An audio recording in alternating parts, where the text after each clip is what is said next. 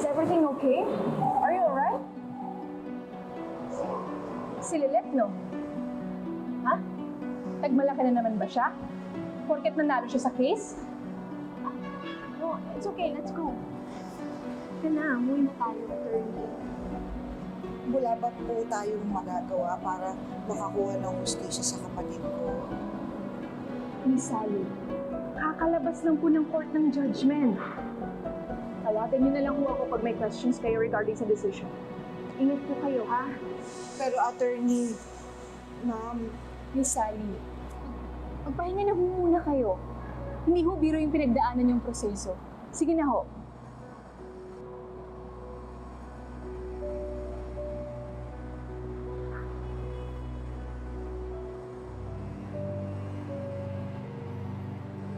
Let's go.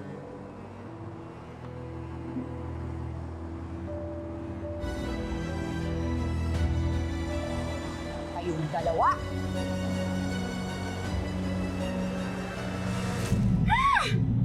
I still can't believe it. I hated that I lost that case. Pinagkaisahan nila ako. Ni Lilet.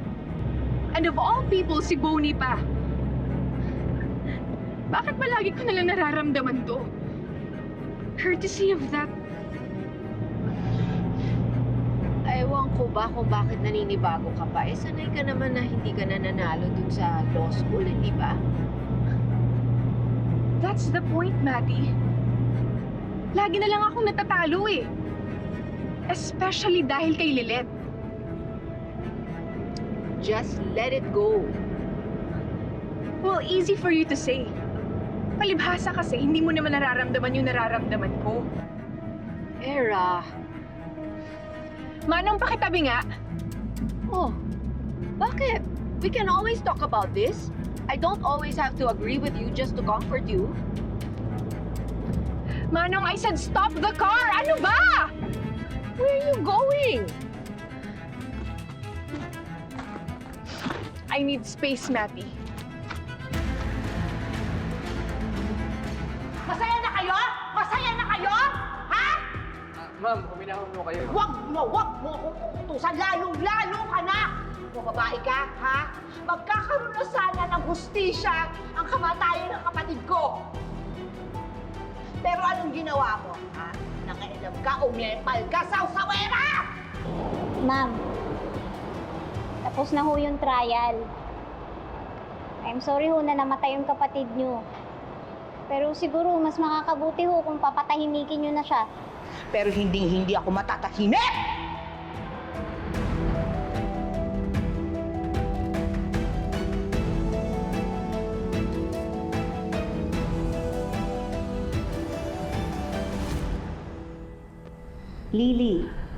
Lily ang itatawag natin sa kanya. Alam mo bang namumulaklak ang mga kalat, Lily? Simula nung nagkita si na Mama Mary at Jesus Christ, pagkatapos niyang mabuhay ulit. Kaya Lily ang itatawag ko sa kanya para hindi mo makalimutan na magkikita at magkikita kayong dalawa. Don't be shocked, but si Emily kasama sa lumubog na barko. Baka naman hindi kasama ang anak ko. Buhay pa ang anak ko. Her body was found, and she was holding the blanket of a baby. Buhay pa ang anak ko! Hindi totoo yan! What's happening? My daughter, no! Baby, what's happening? Hindi totoo yan! What's wrong?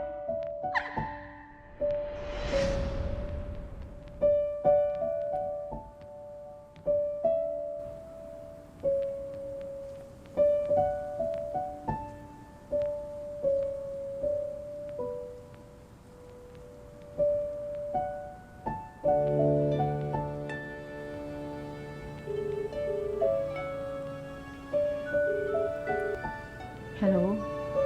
What is it now, Matty? I just called to say I'm sorry.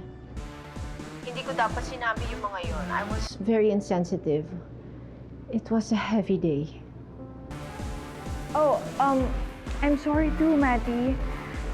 Nag-explode lang ako kanina. You know what? Why don't you join me for drinks? Ready na ako pag-usapan natin ang lahat.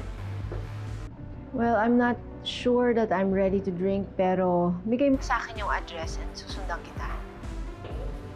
Okay, Matty. Oh, and by the way, ingat sa pag-inom, ha? Of course! Okay. See you.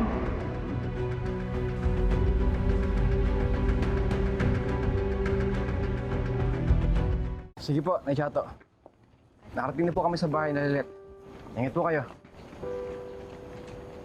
Nakauwi na raw sila. At yung mga kapitbahay, tuwan-tuwa dahil sa wakas, magkasama silang nakita. May bonus pang baby.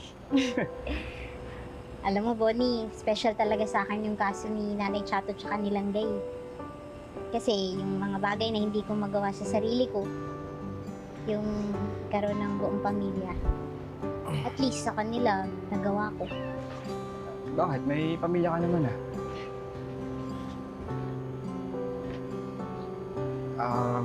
Gusto mo bang mag-celebrate kasama sila?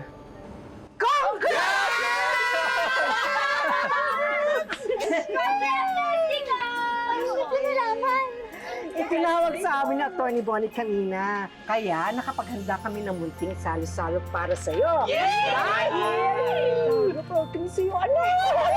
Boss, okay, bukod sa congratulations, meron pa tayong isang rason para mag-celebrate. Ano yan? Ito yan. Bukod sa tulong ni Anton at sa hard work nating lahat, nakapag-down payment tayo sa ating bagong pwesto!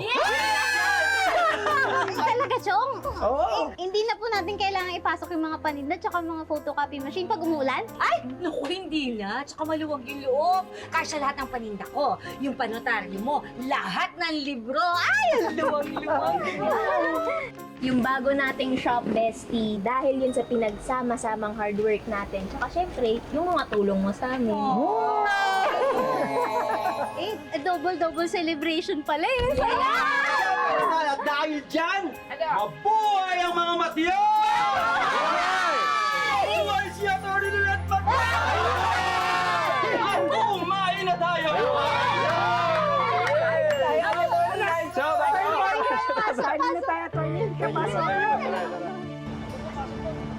Picture tayo, dali.